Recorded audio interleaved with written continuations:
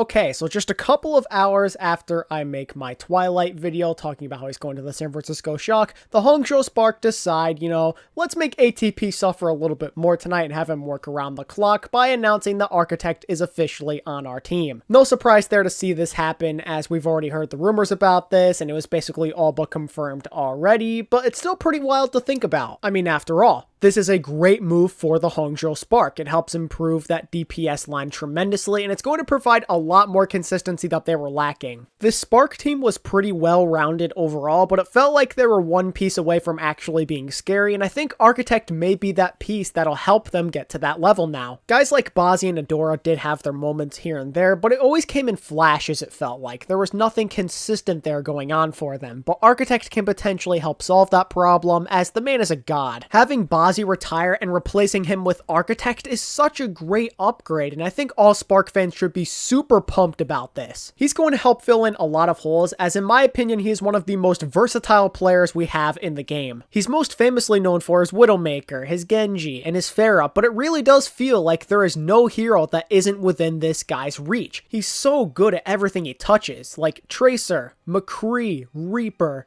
Doomfist, Hangzhou. He can play all of those heroes at an extremely high level too. He's a rare breed. Architect's versatility is something that is invaluable in the Overwatch League. He's such a wonderful addition to this Spark team that already has so much potential, but to add on to it, it's also worth mentioning that Architect now gets to play with some of his former teammates once again back from the XX gaming days. He already has experience playing with guys like Godsby and Bebe, so he's reunited with these old friends. If there was one place for Architect to get traded to, I think this was the best possible destination for him. Not only is he going to feel welcomed on his new team right from day one, but he also gets to play back in South Korea again, which must feel really good. And another thing to add on to that is there's going to be decent synergy right from the get-go. This is literally a match made in heaven. Everybody benefits from this so greatly. The Spark become a much better team. Architect gets to be happy because, for one, he gets to be with former teammates again, but also he gets to be a full-time starter potentially in the Overwatch League once again. That's got to be a big-time reason why he ended up getting traded to the Spark,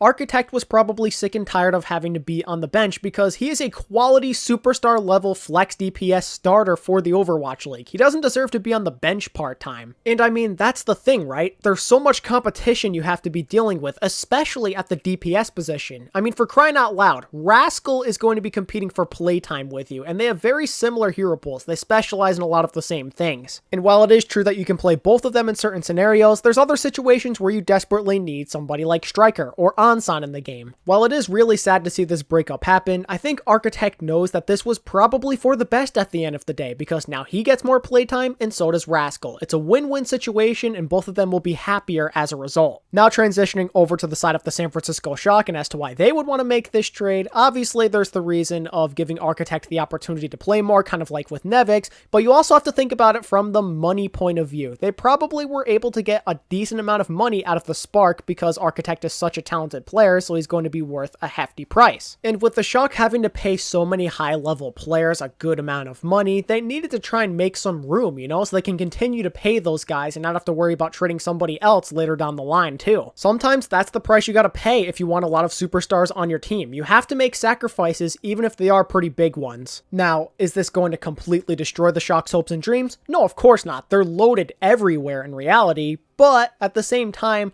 Architect had such high potential. He realized most of it at this point in his career, but his ceiling is so high and you get this feeling he probably could have played even better if given more playtime. It's a sad moment for all Shock fans across the world, but at the end of the day, they're going to be okay, I promise you. Their DPS numbers may have shrinked a little bit, but the three guys they still have are really, really good. Striker and Ansan are both ridiculously gifted mechanically. They're some of the best hitscan players we have to offer in this league, and Rascal is a flex god in his own right. Now, are there certain scenarios where you'd probably value Architect's hero pool a bit more compared to Rascal's? Yeah, sure, but I think those are very meta-specific situations, like, let's say, Hangzhou is a very relevant hero in the meta. I think in that situation you want Architect more, but that's not to say that Rascal can't can't pick up Hangzhou in the future, or some of those other heroes that he struggled with the Architect was better on. In 2019, Rascal more than proved himself to be someone who can learn pretty much any hero in the game. He became one of the best Brigitte players in the world, and he learned Baptiste and quickly became the best Baptiste we've ever had in the league. And keep in mind that these heroes aren't even part of his natural position. These are support heroes we're talking about here, so I'm more than confident to say that he would be able to pick up a DPS character even quicker. And that's only if there are certain holes left behind by Architect that he needs to fill, and there probably aren't many if I'm going to be honest. There is no doubt that Architect is easily one of the most explosive players to ever put on a San Francisco Shock uniform. Not to mention that you can't take the amount of roles he has filled over the years for granted. Since joining the team about 3 years ago, he has done so much for the San Francisco team, and some people don't even realize it because he was on this team full of rotating superstars. Between his bright and welcoming personality, as well as his overall skill and contribution to the team, I think the San Francisco Shock are going to miss certain aspects about Architect being on this team, but they're going to be just fine in the end. I think between Rascal, Ansan, and Striker, the team is going to be fine at DPS. But now it's time to move on and say goodbye. I'm sure this is very sad for a bunch of you San Francisco fans out there, but it's for the best. San Francisco gets money as a result of this, Architect gets to go be happy, and I'm sure everybody on San Francisco wants Architect to be happy. He gets to be a full-time starter on the Spark, and now the Spark become a much better team as a result. I'm very much looking forward to seeing what Architect can contribute to the Hangzhou Spark moving forward, and keep an eye on him as I'm sure he'll be making an appearance very soon, maybe even as soon as the May tournament this upcoming weekend. This is going to be so much fun. Anyway, that's going to wrap up the news video, so if you enjoyed it, make sure to hit that like button and subscribe to the channel if you're new, of course, if you want to stay up to date with all Overwatch League news, and don't forget to let me know what you think of Architect joining the Hangzhou Spark down in the comment section.